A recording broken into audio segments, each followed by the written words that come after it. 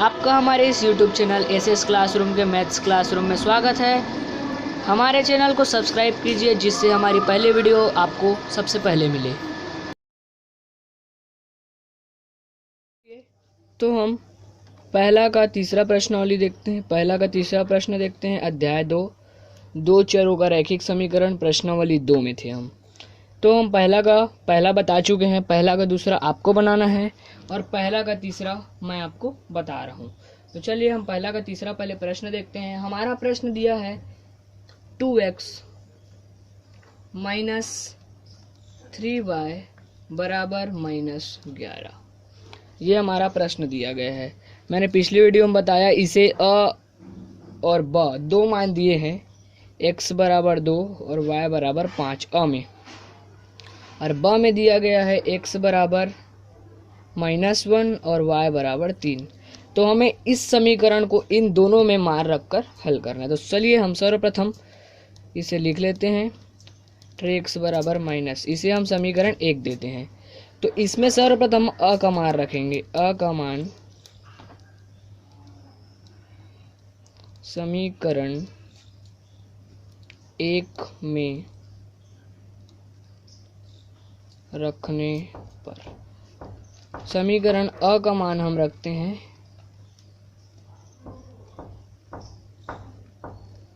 तो देखिए यहाँ पे अ में दिया गया है x बराबर 2 और y बराबर 5। तो यहाँ पे दिया है 2, x के जगह पे हम रख लेंगे 2, y के जगह हम रख लेंगे 5। तो ये हो जाएगा 2 गुणित 2 माइनस 3 गुणित 5 बराबर -11। तो हो जाएगा 2 दूनी 4 माइनस 5 तिया 15 बराबर -11 उतरते जाएगा अभी, क्योंकि ये RHS है और ये LHS। ये है हमारा, ये जो पार्ट है इतना, ये एक साइड, मतलब हमें जो आंसर आएगा ये और ये हमें बराबर होना चाहिए। तो ये LHS एक तरफ और ये RHS एक तरफ। तो चलिए इसके आगे हम हल करते हैं। तो ये देखिए माइनस बड़े पे है इसलिए माइनस 15 में से 4 घटाएंगे तो 11 बच जाएगा, इधर आ जाएगा -11। तो देखिए यहाँ पे दोनों आमने सामने RHS और LHS बराबर हैं। ये तो हमने अ में मार रखा है, अब हम ब में मार रखते हैं। तो ब में मार रखेंगे तो हमारा क्या होगा, ये ब का मान समीकरण 1 में रखने पर, ये मैंने लिख लिया रखने पर।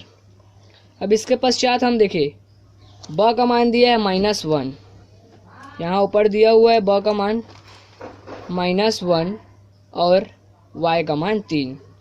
तो इसमें हम मान रख देंगे ये 2 गुणित -1 माइनस 3 गुणित 3, y का मान 3, x का मान -1 और इसके बराबर में हमें दिया गया है 11 माइनस LHS है ये और इधर का RHS है।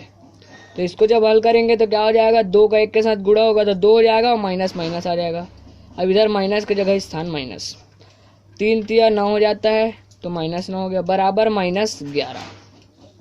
ये इतना होने के बाद होगा, देखिए यहाँ पे माइनस और माइनस प्लस होता है तो सर्वप्रथम हम प्लस ले लेंगे। बड़े की संख्या पे माइनस इसलिए माइनस लिख लेते हैं, लेकिन माइनस माइनस प्लस होता है इसलिए दोनों जुड़ जाएंगे। तो 9 और 2 11 हो जाएगा, -11 बराबर -11। तो यहाँ पे भी देखिए LHS और RHS दोनों समान आ रहे हैं। तो इसमें अ और ब दोनों का मान रखने पर दोनों ही समान होंगे, अतः यह समीकरण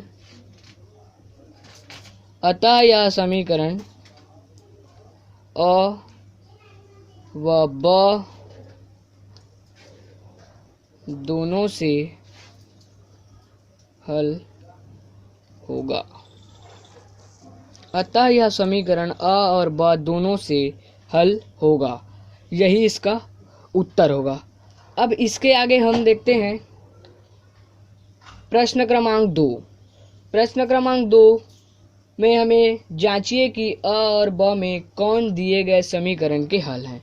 तो चलिए हम प्रश्न 2 देखते हैं। तो आइए अब हम दूसरा का पहला प्रश्न देखते हैं, जो कि ये है 2x + 5y बराबर 1 इसमें क्या है, दो क्वेश्चन एक साथ दिए हुए हैं, दो समीकरण एक साथ दिए गए हैं, तो हम इसको पहला समीकरण मानते हैं, इसको दूसरा समीकरण मानते हैं। लेकिन हमें हल करते वक्त दोनों समीकरण पे मार रखना होगा, अ और ब का दोनों समीकरण पे मार रखना होगा। तो देखिए सर्वप्रथम इसमें दिया गया है 2x + 5y = 1 पहला समीकरण, 2x + 3y = 3 दूसरा समीकरण। इसमें अ दिए गए हैं, अ बराबर x बराबर 3 और y बराबर -1, और ब बराबर दिया गया है x बराबर 1/2 और y बराबर 1/3। तो चलिए अब हम इसका हल देखते हैं। तो जब हम हल करेंगे तो सर्वप्रथम हम पहला समीकरण लेते हैं, समीकरण 1 लेते हैं। समीकरण 1 में अ का मान रखने पर, तो समीकरण 1 क्या है हमारा, 2x + 5y = 1। तो हमें अ का मान रखना है, तो x बराबर यहाँ दिया गया है 3 प्लस 5 गुणित y बराबर दिया गया है -1 और बराबर में दिया गया है 1। तो मैंने बताया था आपको, इसके पहले प्रश्न में बताया, ये LHS ये RHS। तो इसको जब हम करेंगे तो क्या हो जाएगा, 3 दूनी 6 हो जाएगा, प्लस 5 का -1 से गुणा होगा तो 5 एकम 5 लेकिन माइनस पे। ये इतना होने के पश्चात अब क्या होगा, अब हम इसमें से कोष्टक हल करेंगे। तो कोष्टक हल करेंगे तो क्या होगा, 6। अब यहाँ पे देखिए प्लस माइनस माइनस हो गया, कोष्टक जब हल किए तो प्लस माइनस माइनस हो गया और 5 यहाँ पे आ गया। अब यहाँ पे बचा 1। अब 6 में से जब हम 5 को घटाएंगे तो यहाँ पे प्राप्त होगा 1, और इधर बराबर में भी हमारे पास 1 है। तो RHS और LHS इसमें पहला समीकरण में जब हम अ का मान रखे तो ये समान हो गया। अब हम इसमें ब का मान रखते हैं पहले समीकरण पे, तो मैं लिख देता हूं यहाँ पे, समीकरण 1 में ब का मान रखने पर, ये इतना होने के पश्चात हम ब का मान रखते हैं। तो ब का मान रखने के लिए हमें ये वाला लेना होगा, x बराबर 1/2 और y बराबर 1/3। तो चलिए हमारा क्वेश्चन था 2x + 5y = 1, ये पहला समीकरण था, तो इसमें हम मान रखते हैं। तो ये हो जाएगा 2 गुणित x के जगह पे हो जाएगा 1/2 क्योंकि x का मान 1/2 दिया गया है, प्लस 5 गुणित y का मान दिया गया है 1/3 और बराबर में है 1। तो हम ये सब तो जानते ही होंगे कि जब गुणा होता है तो डायरेक्ट गुणा कर देते हैं, गुणा हो जाता है, और प्लस माइनस होता है तो हमें हर समान करना पड़ता है या तिरिया गुणा करके उसका आंसर लाना होता है। तो इसमें हम कर देंगे 2 एकम 2 बटे में आ जाएगा 2, क्योंकि 2 का 1 के साथ गुणा होगा, इधर कुछ नहीं है अर्थात बटे में 1 है, तो 2 एकम 2। अब ये 2 एक बार चला जाएगा, 2 एकम 2 2 एकम 2, तो मैंने इसको डायरेक्ट 1 लिख दिया, प्लस 5 का 1 के साथ गुणा होगा तो 5/3 बराबर में आएगा 1। अब इतना होने के पश्चात हमारा होगा, देखिए यहाँ पे आया है 1 + 5/3 = 1। ये आंसर कुछ अलग भी आ सकता है, परंतु ये बराबर नहीं आएगा इसके, ये LHS है ये RHS है। तो देखिए यहाँ पे प्लस वाला है तो यहाँ पे बटे पे 1 है, तो 3 का जब नीचे के साथ गुणा होगा 3, तिरिया गुणा होगा 3 एकम 3 प्लस 1 का 5 के साथ तो 5 बराबर बचेगा 1, तो 5 और 3 हो जाएगा 8 बटे में आ जाएगा 3 बराबर 1। तो देखिए ये बराबर नहीं होगा, हम कटाना चाहेंगे तो भी नहीं कटेगा, दशमलव में चला जाएगा, इसके बराबर नहीं होगा। इसलिए इसमें जैसे समीकरण 1 में क्या होगा, समीकरण 1 अ से हल हो गया है पूरा, ब से पूरा हल नहीं हुआ है।